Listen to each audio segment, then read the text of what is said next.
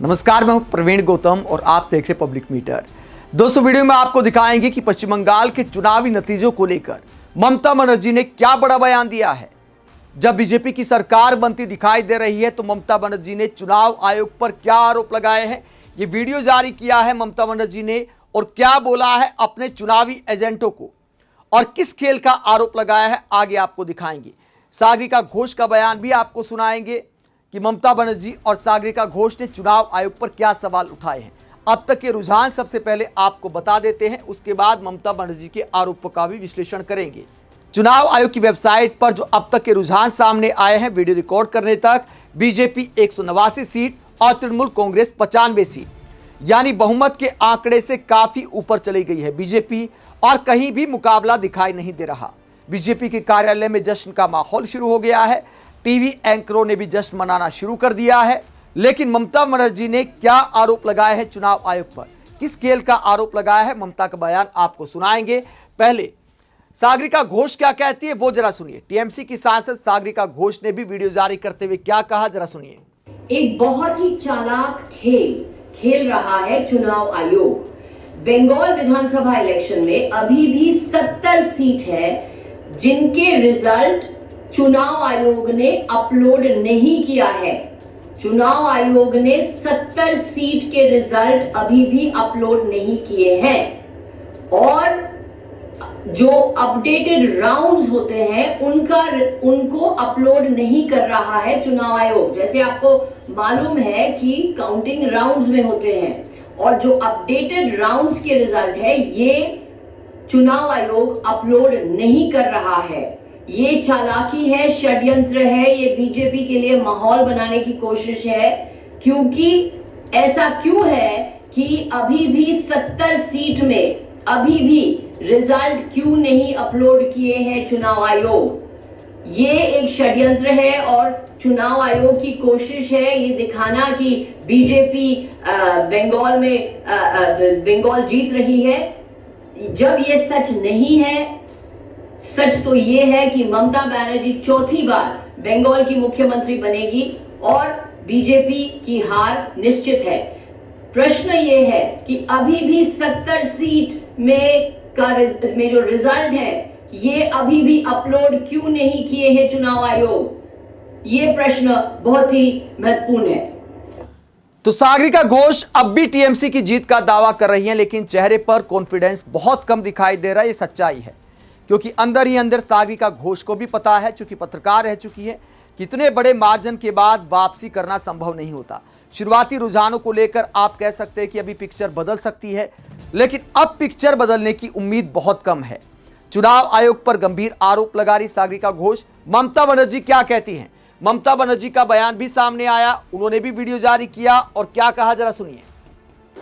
সবাইকে নমস্কার জানিয়ে বলছি, প্লিজ দয়া করে কেউ কাউন্টিং এজেন্টরা এবং প্রার্থী ক্যান্ডিডেটরা তারা ভোটিং এলাকা ছেড়ে আসবেন না।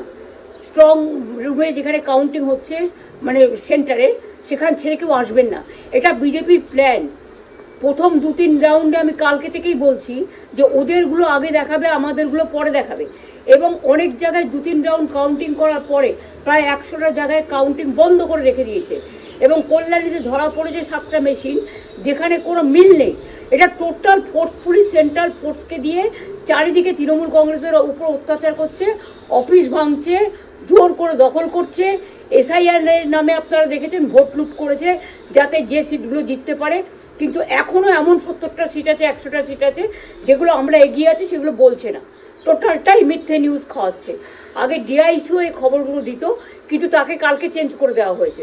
টোটালটা ইলেকশন কমিশন নিজের ইচ্ছেমতো খেলছে এবং সাথে কেন্দ্রীয় বাহিনীকে নিয়ে এবং আমাদের পুলিশরা টোটাল মাথা নত করে কেন্দ্রীয় বাহিনীর আন্ডারে কাজ করছে। সুতরাং আমি সব আমাদের কাউন্টিং এজেন্টদের, আমাদের সমস্ত পার্টির কর্মীদের বলবো অত মন খারাপ করার কারণ নেই। আমি বলেছিলাম সূর্যাস্তের পরে আপনারা জিতবেন। 3 রাউন্ড 4 রাউন্ড কাউন্ট হলেও এটা 14 রাউন্ড থেকে 18 রাউন্ড কাউন্ট হয়, তখন আপনারা জিতবেন। Wait and see, watch. আমরা সবাই আপনাদের সাথে আছি, আপনারা কেউ ভয় পাবেন না, নিশ্চিন্তে থাকুন, আমরা বাঘের বাচ্চার মতো লড়াই করে যাব। तो ममता बनर्जी दावा करती हैं कि जानबूझकर वोटिंग को डिले किया जा रहा है। कहीं कहीं 3-4 राउंड की काउंटिंग हुई है, जबकि 17-18 राउंड की काउंटिंग ज्यादातर सीटों पर होनी है। जानबूझकर मतगणना में देरी की जा रही है, ये ममता बनर्जी ने आरोप लगाया है और अपने एजेंटों को बोला है, चुनावी एजेंटों को बोला है कि बूथ छोड़कर ना जाएं, हिम्मत ना हारे, हम जीतने वाले हैं। जानबूझकर मीडिया के जरिए खेल किया जा रहा है, जानबूझकर काउंटिंग को धीमा किया जा रहा है, ये ममता बनर्जी ने आरोप लगाया है। हालांकि दोस्तों, कॉन्फिडेंस ममता बनर्जी के चेहरे पर भी कम ही नजर आ रहा है। जिस अंदाज में वो बोलती हैं, जो कॉन्फिडेंस उनके चेहरे पर नजर आता है, आज वो कहीं ना कहीं गायब है। लेकिन यह भी सच्चाई हो सकती है कि बहुत सारी सीटों पर काउंटिंग धीमी की जा रही हो ताकि ज्यादा से ज्यादा विधायक अपने जिताए जा सके। तो ममता के आरोप में दम हो सकता है, इस बात में कोई दो राय नहीं कि पश्चिम बंगाल में इस बार का जो चुनाव लड़ा गया है, ऐसा चुनाव पश्चिम बंगाल छोड़िए देश के इतिहास में ही शायद इस अंदाज में लड़ा गया हो, जहां इतनी भारी फोर्स तैनात की गई हो। जम्मू कश्मीर में भी इतनी फोर्स तैनात नहीं की जाती जितनी फोर्स को पश्चिम बंगाल में तैनात किया गया। 90 लाख से ज्यादा लोगों के वोट काटे गए, 27 लाख लोगों की सुनवाई नहीं हो पाई, लाखों मतदाता मतदान के अधिकार से वंचित हो गए। उसे लेकर विपक्षी नेता और देश के बुद्धिजीवी पत्रकार आरोप लगा रहे हैं कि एकदम से सेटिंग करके, एकदम से गणित बिठाकर वोट काटे गए हैं ताकि बीजेपी चुनाव जीत सके, ऐसा विपक्षी नेता आरोप लगा रहे हैं। तो पश्चिम बंगाल चुनाव को लेकर चुनाव आयोग पर कई सवाल खड़े होते हैं। हालांकि पीएम मोदी और बीजेपी आज जीते हैं तो तारीफ करेंगे, इस बात में कोई दो राय नहीं है। लेकिन जीत और हार से परे यह सवाल उठता है कि क्या यह चुनाव आदर्श लोकतंत्र के हिसाब से लड़ा गया। जब मतदाताओं पर भी कई जगह लाठी चलती दिखाई दी इस चुनाव में, तो क्या इसे आप लोकतंत्र की जीत कह सकते हैं? ये कई सवाल सिर्फ टीएमसी की तरफ से नहीं आ रहे। कांग्रेस नेता कन्हैया कुमार क्या कहते हैं कि अगर बंगाल में बीजेपी अब भी नहीं जीती तो चुनाव आयोग से भरोसा उठ जाएगा। विपक्षी नेताओं के ऐसे पोस्ट कहीं ना कहीं चुनाव आयोग को भी आईना दिखाते हैं कि जो खासकर एसआईआर कराया गया, क्या वो बंगाल चुनाव के एकदम पहले कराना जरूरी था? सुप्रीम कोर्ट तक ने माना कि लाखों लोग अगर बिना सुनवाई के मतदान के अधिकार से वंचित हो जाते हैं तो ये लोकतंत्र के लिए अच्छी खबर नहीं है। लेकिन चूंकि समय नहीं था तो सुप्रीम कोर्ट भी कुछ खास नहीं कर पाया, सिवाय सांत्वना देने के, सिवाय प्रवचन के कुछ नहीं निकल के आया सुप्रीम कोर्ट से भी। आप पश्चिम बंगाल के इन चुनावी नतीजों को लेकर क्या सोचते हैं? कमेंट बॉक्स में अपनी राय जरूर दें, साथ ही चैनल को सब्सक्राइब भी करें। नमस्कार।